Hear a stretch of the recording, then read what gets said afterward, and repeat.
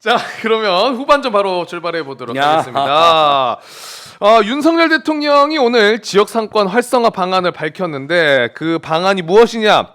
백종원 같은 상권 기획자 1000명 육성하겠다.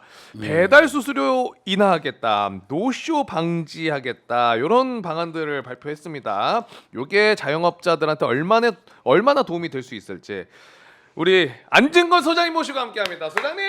예, 안녕하십니까. 우리 곽수산 MC님께서 진행하는 프로그램 네. 처음 왔습니다. 오고 싶었습니다. 어디가- 드디어 불러주셨네요. 소장님, 예. 우리는 이제 거짓을 추구하는 방송 제일 아니, 싫어하거든요. 저는 제 표정에서 지금 어디에 거짓입니까? 아니, 오늘 오고 싶어 미치겠다는 예. 곽수산 MC를 만나기 위해서 곽수산 식당에서 지역 경제를 살리러 왔습니다. 지금 예.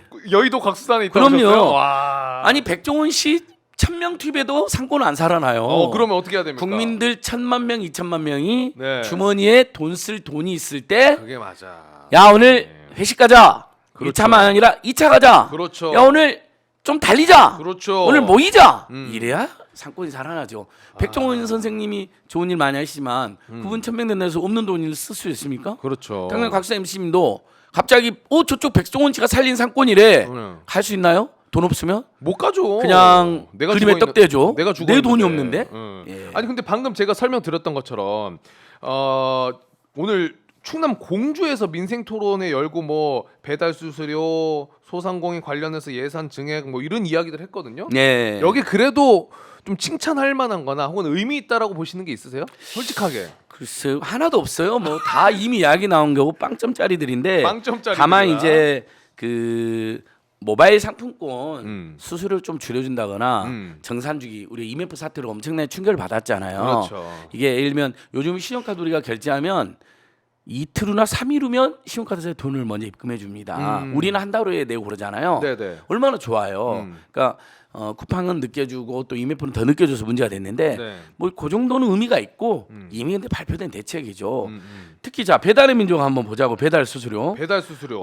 영세가게 중심으로 30% 축소한대. 모든 전통시장 0%래요. 보시면 여러분 전통시장 가보면 배달하는 데도 있지만 배달 안 하는 데가 많습니다. 전통시장은 가서 먹는 경우가 많잖아요. 그렇죠. 또는 뭐 전화로 주문하는 경우도 있고요. 그러니까 예. 이거를 해석을 하자면 영세한 가게를 중심으로 해가지고 수수료를 낮춰주겠다는 거고. 지금 그러니까 배달의 민족이나 요기요가 9.8%예요. 한 10% 돼요.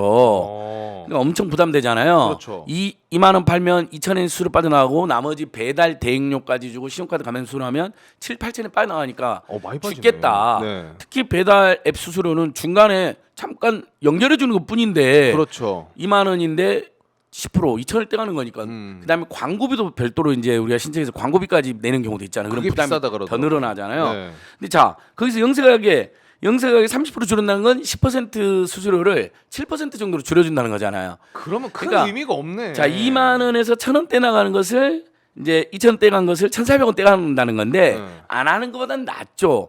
하지만 여러분 생각해보세요. 여러분도 동네 가보시면 영세 가게는 진짜 동네 사람들 발품으로 맞아. 단골 손님으로 입소문으로 오고 배달이 거의 없어요. 맞아요. 배달이 많이 이루어진 곳은 실제로 중대형 매장이 많이 이루어집니다. 여기는 언급이 없잖아요. 거기는 뭐 1, 2% 깎아주겠다라는 식으로 이야기 나왔어요. 그 자율 상생 협의체에서. 근데 그렇게 해도 배달비를 오히려 배달비 더 받겠다는 거예요. 그러면 오히려 손해가 더 많다는 게 지금 소상공인들의 주장입니다. 시뮬레이션 해보니까 배달앱 수수료를 많이 이용하는 가게에 2% 깎아주겠다. 그러면 자 지금 9.8%인데 7.8% 받는 거예요. 2% 깎아줘서. 조금 완화가 되는 느낌 있잖아요. 네. 하지만 배달 대행할 때 내는 배달료를 더 내라는 거예요. 그럼 똑같잖아요. 500원, 1,000원을 더 내라는 거예요. 예를 들면. 응. 그러면 오히려 해보니까 건당으로 계산하니까 손해라는 거예요. 오히려. 그 상태에서 대통령은 오히려 더 후퇴해서 배달이 별로 이루어지지도 않는 영세 가게를 9.8%를 6.8%를 해주겠다. 그 다음에 역시 배달이 많지가 않은 정통시장은 장기적 0%를 하겠다. 이런 겁니다. 그러니까 정말 배달앱으로 고통받는 배달앱에 주로 의존하고 있는 중대형 매장, 배달 전문 매장은 빠지는 겁니다. 전혀 의미 없는 대책을 전혀 의미 없다. 이제 참모들한테 이거 얼마 전에 저기 상생협의체에서 이 정도 합의됐으니 말씀하실 수 있겠죠. 근데 당장 소상공인 단체들 내일부터 무슨 기자회견도 하고 농성도 한다고 그러거든요. 아, 그래요? 윤석열 대통령 대책 하나도 실효성 높다. 오히려 배달민족 앞에서 수요일 날 11시에 농성 돌입합니다. 저기 송파구 쪽에 배달민족 본사 있거든요. 저도 몇 번 항의 방문 왔는데 저도 수요일 11시 갑니다. 내일 모레. 예, 모레. 이제 거기에 이제 오마이TV 우리 만약에 생중계진이 오면 이제 그 진실이 거기서 다 드러나는 거죠. 윤석열 말이 얼마나 허무맹랑한 말이고. 그렇죠. 지금 지지율이 지난주 갤럽 기준 19%, 그 전에 뭐 17%도 떨어지고 그랬잖아요. 그러니까 네. 급한 거예요. 특히 소상공인들이 지금 분노가 크거든요. 제가 여러분 진짜 어저께 제가 구리에서 강의를 했는데 이제 저 때문에 좀 많이들 오셨더라고요. 소상공인 분들. 예, 근데 소상공인들이 끝나고 방송에서 제가 오마이TV나 매불쇼나 뭐 뉴스공장에서 제가 이야기한 걸 들었다는 거예요. 코로나 때보다 어렵다는 이야기. 와. 맞다, 그거 맞다고 하는데 그분이 계속 조금 더 인상을 써요. 근데 반은 맞고 반은 틀렸다는 거예요. 어떤 왜냐면 점은? 그 이야기를 하시더라고요. 자, 코로나 때도 매출이 자기 매장이 굉장히 큰 매장에서 올 매출 1억은 나왔대요, 무조건. 그리고 적자를 본 적이 없대요. 코로나 그러니까 때도? 코로나 때보다 어렵다는 안진걸 씨의 말은 맞다. 지금 3달, 4달 연속 적자를 보고 있다. 매출이 1억이 안 된다. 근데 그 이야기 한 말씀 더 하시더라고요. 제가 87년부터 장사를 했습니다. IMF 때보다 어렵습니다. 근데 현재 방송에 나오는 경제평론가 다 이렇게 이야기한대요. IMF 때까지는 아니어도 코로나 때보다는 어렵다 이렇게 이야기를 한대요. 자기가 그 말 듣고 열받아갖고 저한테 강의 듣고 안 가시고 약간 어필하시더라고요. 안진걸 소장은 현장을 조금 더 잘 알지 않느냐. 지금 코로나 때도 어렵다고 말할 때가 아니다. IMF 때보다 더 어렵다. 그만큼 자기가 처음으로 적자를 보고 있다 몇 달째. 예. 그만큼 사람들이 지갑을 안 연다는 소리 아니에요? 그렇죠. 최대한. 지금 돈을 쓸래 돈을 쓸 수 없는 게 GDP 대비 가계부채가 100%가 넘고요. 그러니까. 집집마다 2천만 가구 정도가 집집마다 1억 정도가 빚이 있어요. 평균으로. 근데 평균이 1억이니까 더 있는 집도 있겠죠. 그러면 그 집마다 이자가 최소 한 달에 몇십만에서 몇백만 원 나와요. 그리고 월급은 그대로인데 물가만 올랐잖아요. 최근에 윤석열 정권 들어서서 실질 임금이 마이너스 2% 감소했습니다. 그러니까 곽수산 MC면 저 같은 사람이 조금 열심히 벌었는데 오히려 손해야. 우리 서민 중산층들은. 그렇죠. 예. 그리고 이거는 어떻게 보세요? 백종원 같은 지역 상권 기획자 1000명을 육성하겠다는 건데 그러면서 뭐 성심당 얘기를 했어요. 그러니까 성심당 유명하지 않냐? 거기 빵 사러 많이 오시는데 예. 그러면 자연스럽게 여기 딱 지역 경제 살아나는 거 아니냐? 뻔한 얘기죠. 이게 무슨 아니 성심당이 백종원 씨가 있어서 성공했나요? 우리 소상공인들이 장인 정신을 발휘해가지고 정말 입소문 나고 그러면서 발품 팔고 저도 서울 올라간김에 대전에 성심당 한번 가보자. 뭐 이렇게 된 거잖아요. 그러니까 그렇죠. 일 나눠서 해볼까요? 백종원 선생님이 예산시장 도와주셨어요. 그래서 상권이 많이 살아났잖아요. 네. 그렇게 유명세를 타고 관광지도 되고 굉장히 고마운 일입니다. 하지만 막 지금 임대료가 폭등되고 난리가 나고 있잖아요. 네. 젠트리피케이션 때문에. 그러니까 백종원 선생님 같은 분들이 도와주는 건 좋은 일이다. 그건 나쁘지 않습니다. 제발 일면 우리 셀럽들이라든지 동네 경제 전문가들이 뭐 자기 일면 서울시 강동구에 강풀 만화가 사는데 네. 거기에 뭐 길동 복조리 시장 있거든요. 이러면 강풀 같은 유명한 분들이 가가지고 복조리 시장을 돕시다. 저도 매번 여기서 장을 봅니다. 그러면 솔직히 도움이 돼요. 네. 이것은 좋은 일이에요. 근데 1000명을 양성한다? 상권기획자? 예를 들면 각수산 선생님은 저를 상권기획자로 한다고 쳐요. 네. 근데 그분들이 얼마나 영향 행사할까요? 뭐 백종원님이나 강풀님 같은 영향력이나 인지력이 없으면 이미테이션 모방은 좀 할 수 있겠지만 살아날 가능성이 높지 않고 오히려 1000명을 키우면서 예산 낭비만 있을 겁니다. 그다음에 성심당 사례 같은 경우도 이건 백종원 씨랑 상관없잖아요. 소상공인이 그 자리에서 오랫동안 장사할 수 있는 여건을 만들어주고 그렇죠. 그다음에 예를 들면 어떤 신제품을 만드는데 그걸 정부나 지자체가 입소문도 내주고 필요하면 신제품 개발비를 좀 지원해 준다든지 이런 정책들이 필요하죠. 거기에 백종원 선생님 같은 분 간다고 해서 성심당이 생기는 게 아니잖아요. 그러니까 성심당 사례는 그리고 성심당에 한번 쫓겨날 뻔한 적이 있었잖아요. 그 지하철 맞아요. 철도공사 그 과도한 임대료로. 네, 네. 오히려 지금 상가 임대차법이 10년이면 쫓겨나게 돼 있고 10년이라면 임대료 폭등시켜도 막을 방법이 없거든요. 그럼 100년 가게 특별법 같은 걸 만들어 가지고 외적으로 지역에 사랑을 많이 받거나 문화유산적 가치까지 있는 뭐 외국에 가보면 막 100년 가게 200년 가게 있잖아요. 대한민국 없잖아요. 왜냐하면 다 상가임대차 보호법이 적용 안 돼서 쫓겨나고 젠트리피케이션으로 임대료 폭등해갖고 어쩔 수 이사를 다니다 보니까 그런 발생하는 거거든요. 그래서 오히려 소상공인들을 법과 제도로 장기간 장사를 할 수 있게 하고 임대료 폭등을 막아주고 그다음에 신제품 동네에서 입소문 나는 것이 있다면 그것을 홍보를 좀 도와준다든지 또는 배달을 도와준다든지 또는 밀키트로 만들어서 전국적으로 배달 이렇게 할 수 있게 시스템을 만들어준다든지 이런 게 성심당을 살리는 거지. 백종원 선생님이 1,000명이 투입돼도 안 되는 건 안 되는 겁니다. 돈이 없는데. 그리고 백종원 씨가 이 상권 기획자로서의 그 능력은 당연히 있지만 백종원 씨 말고도 지금 활동하고 있는 상권 기획자들 분명히 있을 거예요. 엄청 많죠. 그리고 백종원 선생님은 요리 전문가지 그렇죠. 상권 기획자는 아니죠. 요리를 하다가 유명해져서 프랜차이즈를 몇 개 만들었고 성공을 했는데 사업가가 됐고. 거기도 또 프랜차이즈 점주들과 분쟁이 끊임없이 있기 때문에 네. 무조건 백종원 선생님 편을 들어줄 상황이 아닌 면도 있어요. 그래서 그 논쟁이 막 매부쇼에서도 곽수남 씨도 봤잖아요. 막 논쟁 붙고 그랬잖아요. 맞아요.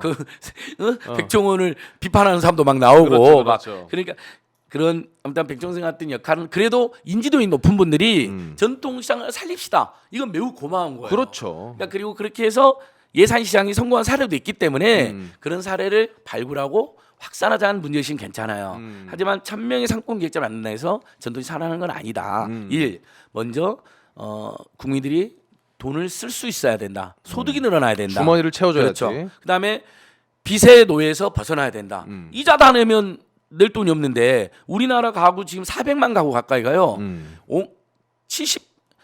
올 소득에서 70%가 원리금을 내야 돼요. 200만 가구는 100%. 그러니까 원리금을 내잖아. 영원이야. 소비할 수 없어요. 그러네. 400만 가구, 200만 가구 합쳐 400만 가구는 전체 소득을 70%를 다 원리금으로 쓰고 30%만 남는데 그건 뭐냐면 최저생계비.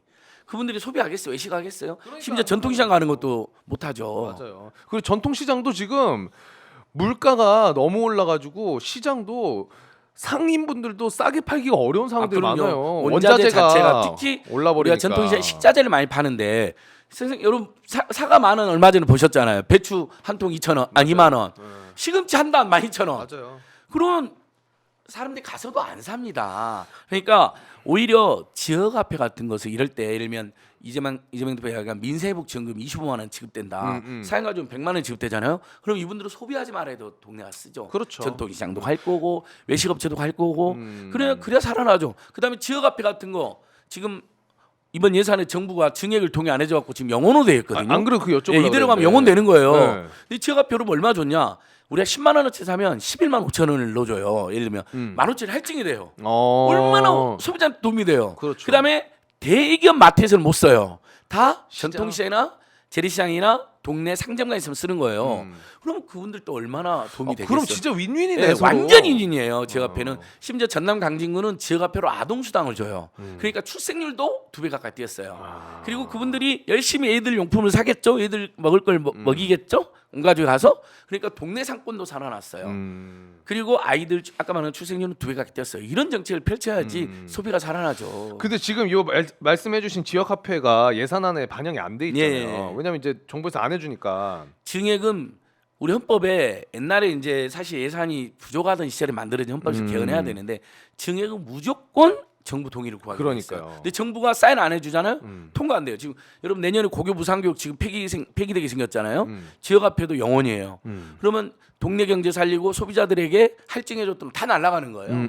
지금 굉장한 위기 상황이죠. 그럼 소장이 보시기에는 지금 12월 10일 날 이제 예산안 협의를 해와라 이런 상황인데 이 협의 과정에서 지역화폐랑 검찰이랑 뭐 싹 다 지금 특활비 깎였잖아요. 그렇죠. 이건 어느 정도 그래도 협의를 볼 수 있는 거 아니냐라는 예. 이야기도 있는데 어떻게 보십니까? 오원식 국회의장님 쪽도 제가 취재해보고 민주당 오늘하고 이야기를 해보니까 민주당에는 오원식 의장님 같은 경우는 지역화폐, 그 다음에 소상공인 지원 예산, 그리고 특히 고교 무상교육을 내년에도 실시할 수 있는 지금 고교 무상교육 내년에 없어지면요 당장 고1, 고2, 고3 가정들은 1년에 200만 원 가까운 등록금 내게 됩니다. 한 달치 월급이 날아가는 거예요. 고등학교 다니면서. 안 그래도 지금 미치게 생겼는데, 그러니까 우리가 문재인 때 고교 무상교육이 도입됐는데 그때 마지막에 냈던 등록금이 160만 원쯤이거든요. 근데 지금 물가가 다 뛰어 있잖아요. 한 그래서? 200만 원 가까이 될 겁니다. 그러니까 급식비도 올라가는구나. 네, 그러니까 그러면 그걸로 한 달치 월급이 날아가는데 서민 중산층 가정은 난리겠죠. 부자들이 막 크게 없다더라도.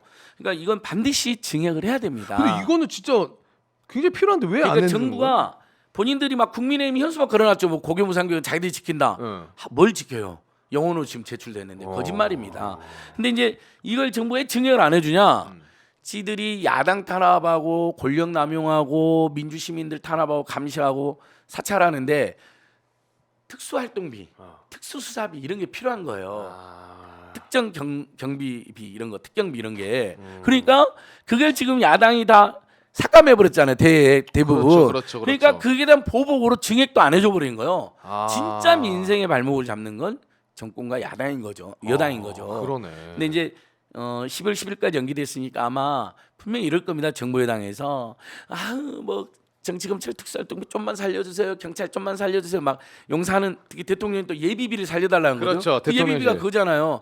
윤석열, 김건희 회의 순방 엄청 펑펑 다니던 때 쓰던 돈들이거든요. 그렇죠. 그렇게 몇백억씩 막 전용되는 돈인데 그거 살려달 난리 필 겁니다. 아마 전망컨대 야당 입장에서는 그걸 다 영원으로 하고 싶지만 지역화폐라든지 또 고교 무상급식 너무 이건 너무나 민생 관련 예산이고 그렇죠. 내수 경제를 살 수 있는 최소한의 조치이기 때문에 지금 댓글에는 그런 것도 있어요. 훈민정음님이 예. 지역 화폐로 지역 학원비도 낼 수 있어서 지금 이제 도움이 그게 된다. 확대됐어요. 예전에는 조금 학원비까지 그 사용처가 제한돼 있었는데 요즘은 이제 대기업 마트, 그 백화점이나 대형마트를 제하면 웬만하면 다 되는 거예요. 지역 화폐로. 네. 그리고 그냥 지역화폐는 그뿐만 아니라 내가 10만 원을 지역화폐를 사면 11만 원 또는 11만 5천 원으로 들어와요. 그러니까요. 더 쓸 수 그러니까 있는 거고. 완전히 그다음에 거기다가 이제 공공 배달앱으로 갈아탄다. 만약에 배달 민족이 아니라 땡교나 이메포 같은 공공 배달앱 있거든요. 광주광역시 엄청 계시면 거기로 갈아타잖아요. 그럼 음식값도 또 할인이 돼요. 그러니까 이중의 혜택을 보는 거예요. 이 지역화폐로 결제를 하면. 그러니까 너무 이거 살려야 되기 때문에 아마 여당이 눈물을 머금고 그 정부 여당 쪽이 꼭 말하는 일부 특수활동비가 일부는 통과될 가능성이 있습니다. 그러니까 일종의 타협이라고 그러잖아요.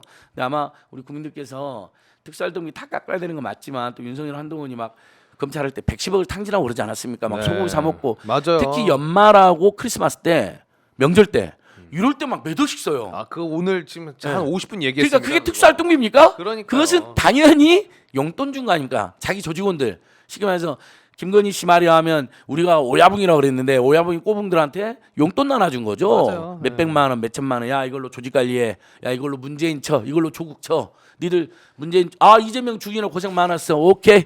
봉투에 200씩 넣어놨어. 이렇게 쓴 거 아닙니까? 솔직히 말해서. 이거 전부 다 불법입니다. 우리 국민들 돈으로 이런 짓을 한 거거든요. 그러니까요. 그러니까 이거 다 깎아버려야 되는데 무상교육과 고기 무상교육과 지역화폐 등이 너무 시급하거든요. 그러니까 아마 일부 타협이 있을 수 있다. 예.